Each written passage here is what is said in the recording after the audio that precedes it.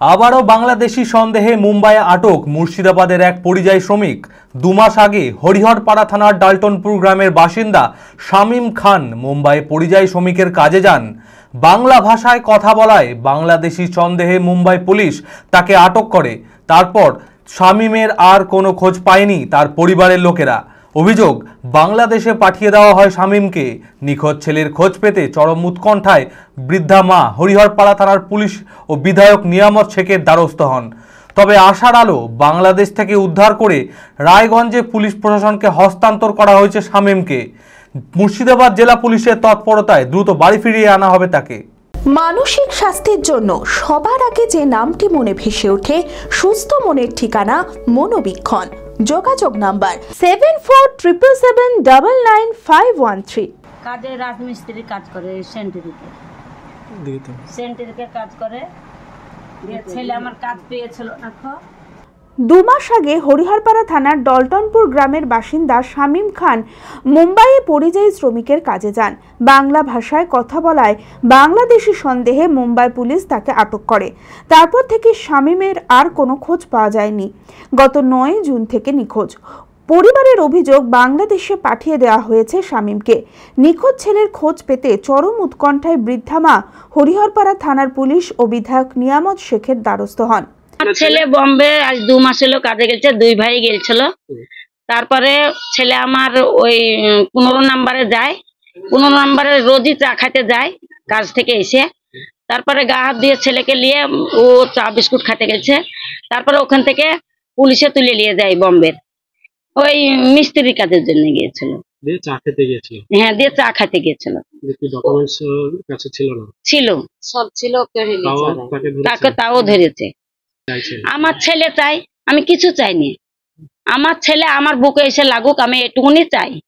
রাজ্য শ্রমিক ঐক্য মঞ্চের সভাপতি ও রাজ্যসভার সাংসদ শামিরুল ইসলামের সঙ্গে যোগাযোগ করেন বিধায়ক নিয়ামত শেখ। আশার আলো, বাংলাদেশ থেকে উদ্ধার করে রায়গঞ্জের পুলিশ প্রশাসনকে হস্তান্তর করা হয়েছে শামীমকে। মুর্শিদাবাদ জেলা পুলিশের তৎপরতায় তাকে দ্রুত বাড়ি ফিরিয়ে আনা হবে। সোশ্যাল মিডিয়া মারফত একটা ছবি আমরা পাই, মানে বিধায়ক সাহেবকে সঙ্গে সঙ্গে জানানো হয় এবং জেলা পরিষদের সদস্য জিল্লার রহমান তৎক্ষণাৎ সেই ব্যবস্থাটা রাজ্যসভার সাংসদ শমিরুল ইসলামের সঙ্গে যোগাযোগ করেন এবং তাদের যতগুলো লিগেল ডকুমেন্ট ছিল বৈধ, সেগুলো আমরা পাঠাই। পরে আমাদেরকে কালকে রাত্রেবেলায় আমাদেরকে শমিরুল ইসলাম আশ্বস্ত করেন যে ওনাদেরকে পাওয়া গেছে, ওরা রায়গঞ্জে আছেন।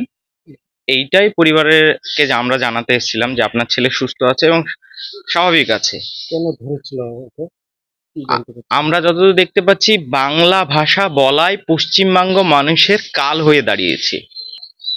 আমরা যতদূর প্রশাসনিক লেভেল থেকে খবর পেয়েছি, মুর্শিদাবাদ ডিস্ট্রিক্ট পুলিশ এবং ওয়েস্ট বেঙ্গল পুলিশের পক্ষ থেকে, উনি রায়গঞ্জে এখন আছেন, এসপির কাছেই আছেন, উনি সুস্থ আছেন।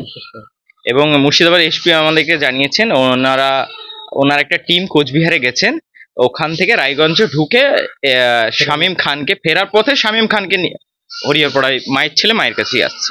শামীম খান যে ছেলেটা বোম্বাই থেকে তাকে বিএসএফরা ধরে নিয়ে গিয়ে একটা বাংলাদেশের একটা জোনে রেখে দিয়েছিল, তাকে আজকে